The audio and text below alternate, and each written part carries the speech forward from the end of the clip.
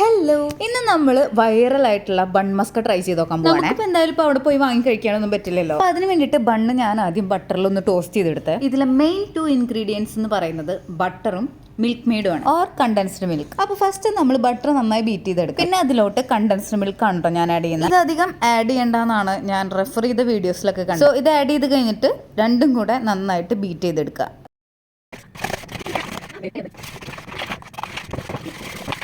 എൻ്റെ കയ്യിൽ ബീറ്ററൊന്നുമില്ല, ഞാൻ ജസ്റ്റ് സ്പൂൺ വെച്ചാണ് കേട്ടോ ബീറ്റ് ചെയ്തെടുത്തത്. ഇച്ചിരി കഷ്ടപ്പാടുണ്ട്. ഇനി നമ്മളിത് ബണ്ണ് സെൻറ്റർ പാർട്ട് കട്ട് ചെയ്തിട്ട്, മുഴുവൻ കട്ട് ചെയ്യരുത്, കുറച്ച് ഭാഗം മാത്രം കട്ട് ചെയ്യുക. എന്നിട്ട് ഇതിലോട്ട് നമ്മൾ ബീറ്റ് ചെയ്ത് വെച്ച ആ മിക്സ് അപ്ലൈ ചെയ്ത് കൊടുക്കുക. എന്നിട്ട് അത് അടച്ച് വെച്ച് പുറത്ത് അപ്ലൈ ചെയ്യണേ.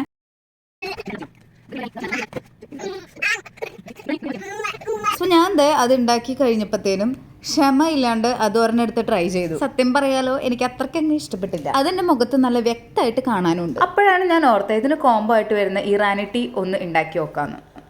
സോ അങ്ങനെ ഞാൻ ആ ടീ ഉണ്ടാക്കി. ഇനി നമുക്ക് ഒന്നും കൂടെ ഒന്ന് ട്രൈ ചെയ്ത് നോക്കാം. ഞാൻ നല്ല ബാക്ക്ഗ്രൗണ്ട് മ്യൂസിക് ഒക്കെ വെച്ച് ചെയ്ത വീഡിയോ ആയിരുന്നു, പക്ഷേ ഇട്ടപ്പോഴത്തേനും യൂട്യൂബ് കോപ്പിറൈറ്റ് അടിച്ചു. എല്ലാവരും ഇത് വെച്ചൊന്ന് അഡ്ജസ്റ്റ് ചെയ്യണം. ഇപ്പൊ സംഭവം കൊള്ളാം. ആ ബട്ടർ ആ ടീയിൽ മിക്സ് ചെയ്ത് വരുമ്പോൾ ഒരു സ്പെഷ്യൽ ടേസ്റ്റ്. പക്ഷേ ടീ ഒറ്റയ്ക്ക് കുടിച്ചാലും ഈ ബൺ ഒറ്റയ്ക്ക് കഴിച്ചാലും വെവ്വേറെ ടേസ്റ്റ് ആണ് വരുന്നത്. ഇത് ഞാൻ മാത്രം ട്രൈ ചെയ്ത് നോക്കിയാൽ പോരല്ലോ, നമുക്ക് എഡ്വിനെ കൊണ്ടും ട്രൈ ചെയ്യിക്കാം.